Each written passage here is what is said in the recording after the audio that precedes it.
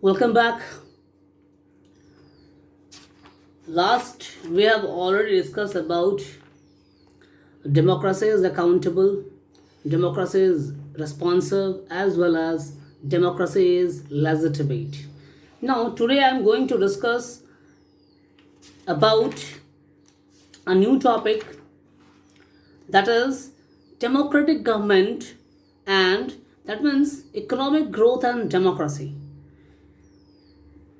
Here, I just want to say that if we consider, if we think of democracy and we expect from democracy that if we have a democratic form of government, then we must have a better economic growth.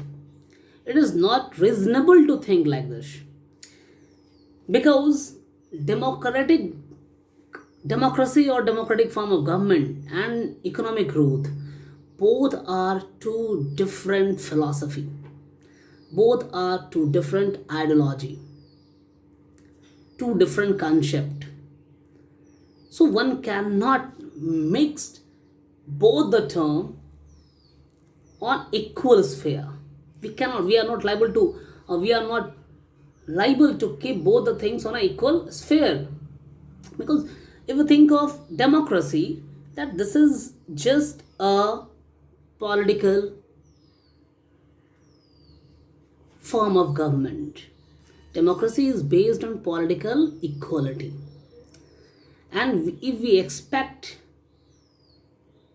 from democracy to have a good, to have a better economic growth, then it is important to know that economic growth depends on several factors.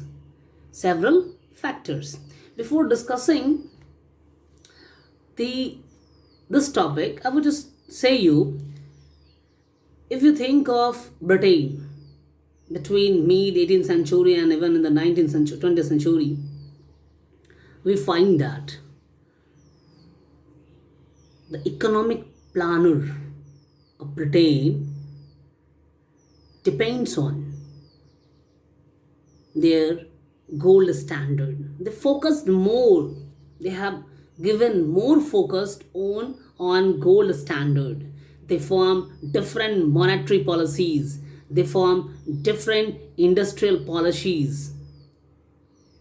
That's why in the mid of the 18th century or 19th century we have a better economic growth of Britain. We have Britain has better economic growth. But when we look at, when we compare that, Britain by that time a democratic one, a government is formed under the British crown, but the government is of the people. Clear? Britain is not a republic one, it is well known to you, but by that time government is already formed by the involvement of the people.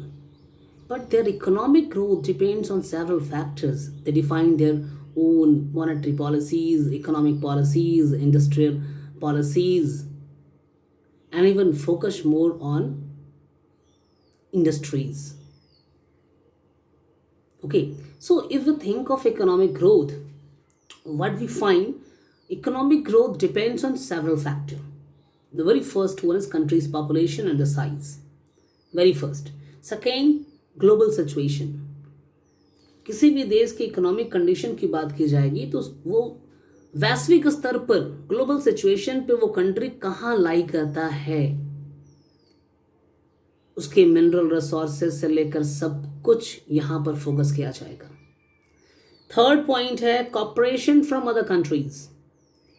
अब उस देश को दूसरे बड़े देशों से, दूसरे बड़े इकोनॉमिक से किस प्रकार का कॉपरेशन मिल रहा है, ये भी डिपेंड करता है. ये भी एक फैक्टर है किसी भी कंट्री की इकोनॉमिक ग्रोथ के लिए. Economic priorities adopted by the countries, what I have said earlier, economic priorities countries ने, देश की सरकार ने या देश ने, कंट्री ने इकोनॉमिक ग्रोथ, अपने इकोनॉमिक ग्रोथ के लिए किस प्रकार के फिलॉसफी, किस प्रकार के पॉलिसीज को इम्प्लीमेंट किया है, किन चीज़ों को अधिक महत्व दिया है, उस पर डिपेंड करता है, ना कि डेमोक्रेसी पे. then if we expect more, if we expect from democracy regarding the economic growth, then it is not a reasonable point. Because if we consider various non-democratic government or democratic government, what we find in terms of economic growth, there is no much more differences. बहुत ज़्यादा का अंतर नहीं नज़र आता है. तो economic growth के आधार पे ये कहा जाए कि डिक्टेटरशिप या non democratic government is much better than, तो ये भी रिजनेबल नहीं है. क्योंकि डेमोक्रेसी इकोनॉमिक ग्रोथ से रिलेट नहीं करती है. डेमोक्रेसी क्या है, एक पॉलिटिकल बेस्ड जो है, डेमोक्रेसी जो बेस्ड है पॉलिटिकल इक्वलिटी पर बेस्ड है, नॉट इकोनॉमिक इक्वलिटी पर बेस्ड है. So if we think of that, then it is not a reasonable point to discuss democracy in terms of economic growth or in terms of economic equality. But the next topic states about the reduction of inequality and poverty. This is much more important. This can be expected from democracy. कि democracy से हम इस चीज़ की उम्मीद रखते हैं कि देश की गरीबी, देश में जो असमानताएं हैं उसे रिड्यूस किया जा सकता है, इस पर वर्कआउट किया जा सकता है. डेमोक्रेसी से इस बात की उम्मीद की जाती है. Now it is more reasonable to expect democracies to reduce economic disparities.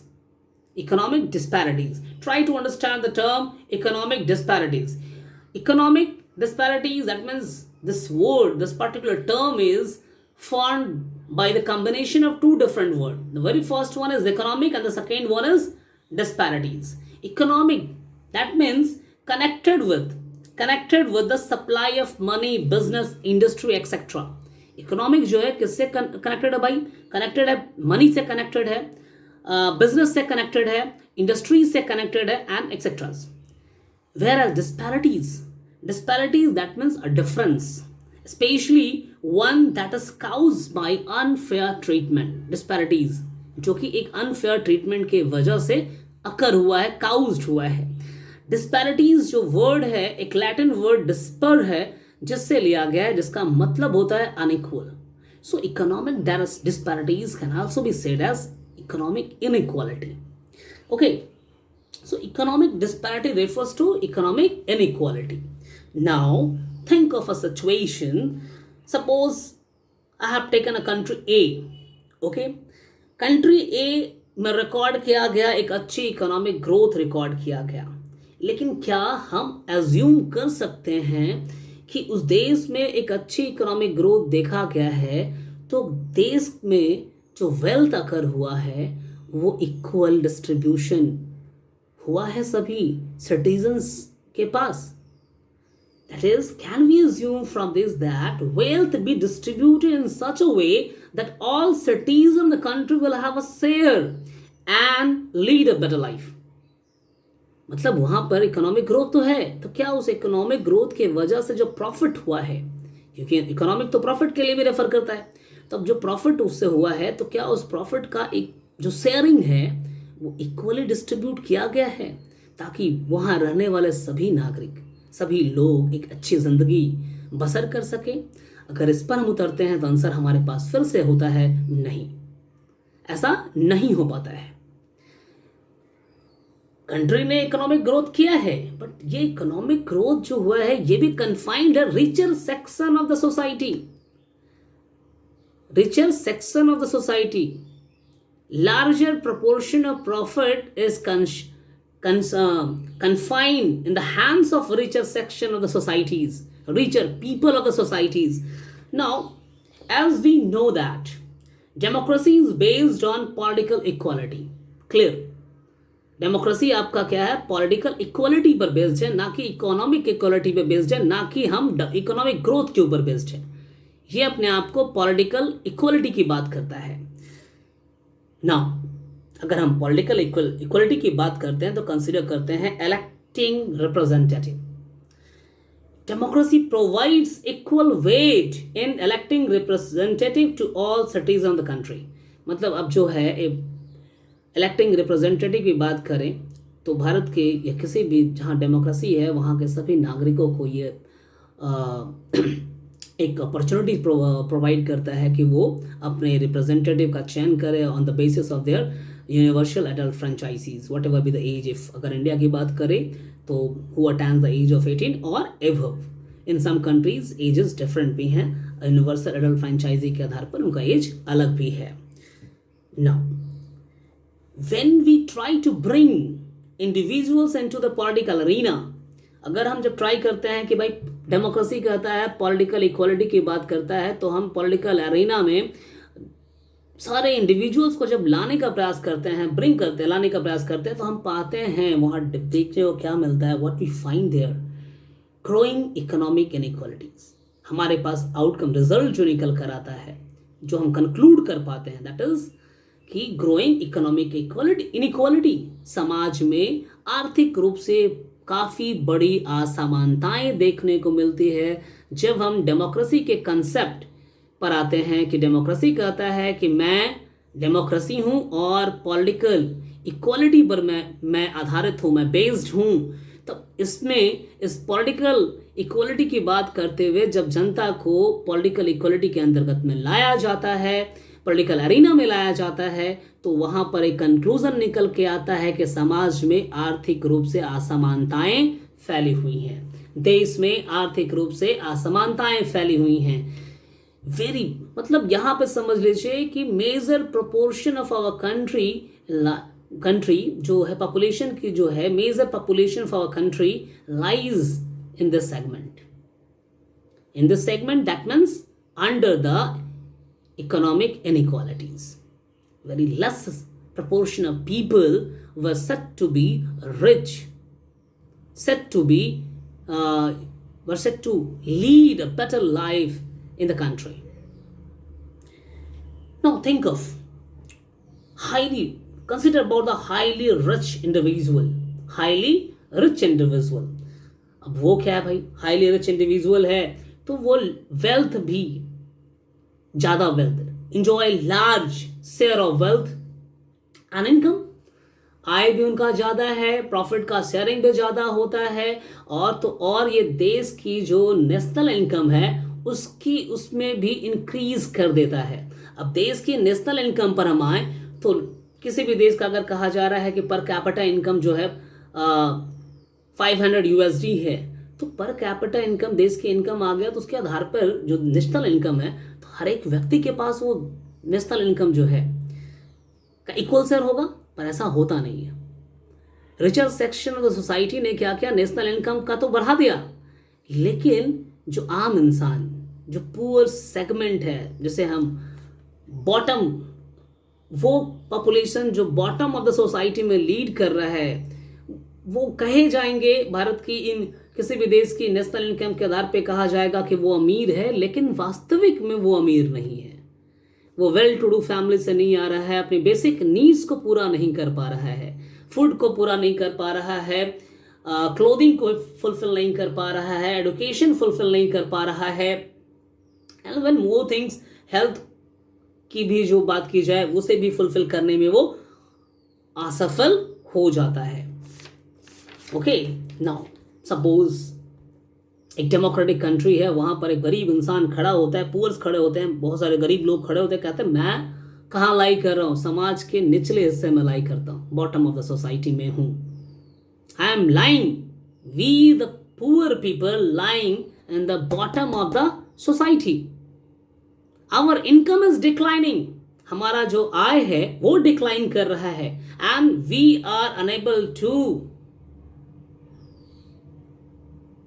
feed ourselves, we are unable to meet our basic needs, we are able to meet with basic need, that is such as food, clothing, house, education, etc, even health भी आ जाएगा। Clear?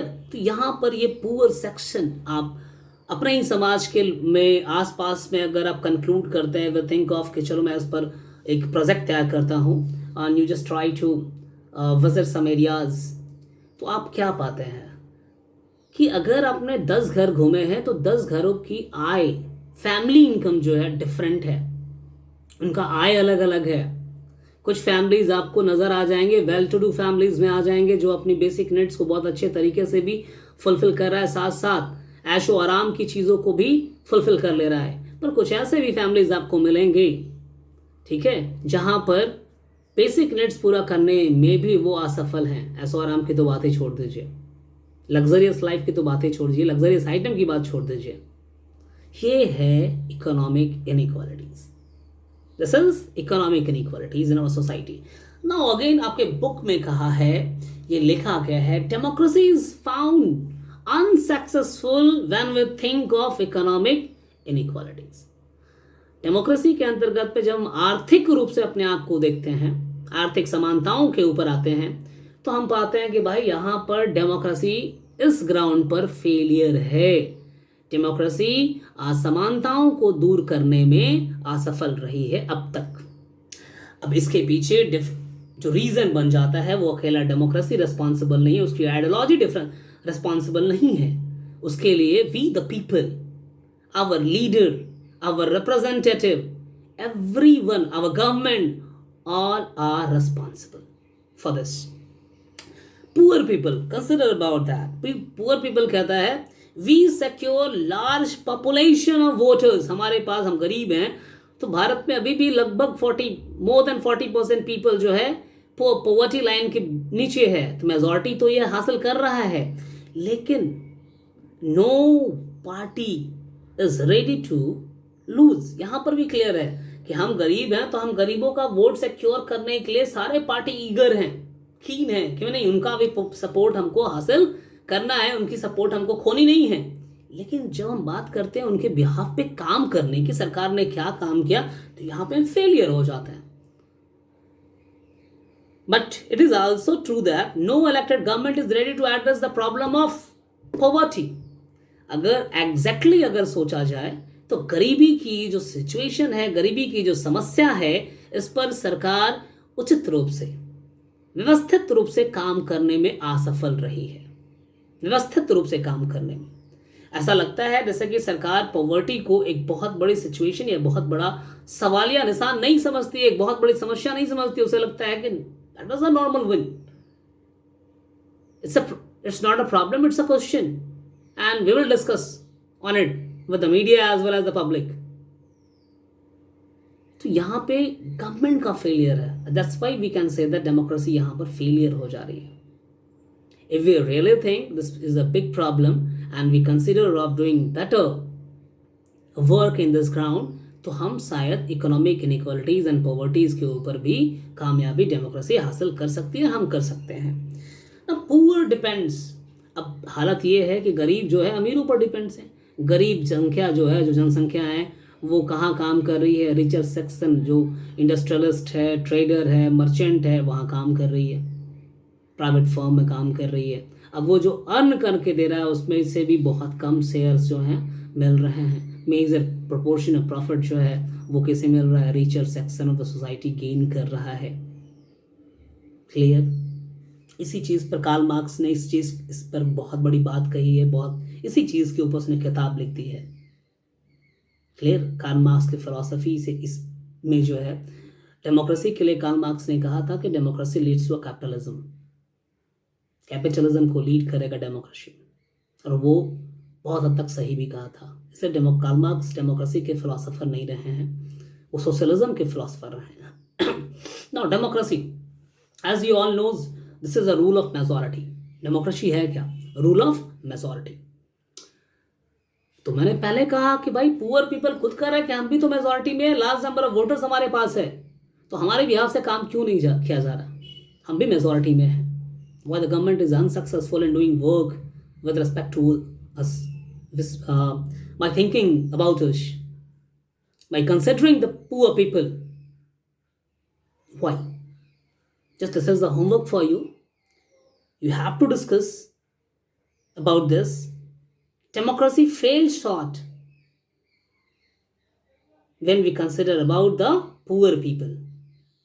Think of it and state the reasons. आपको सोचना है, this is a homework from my side.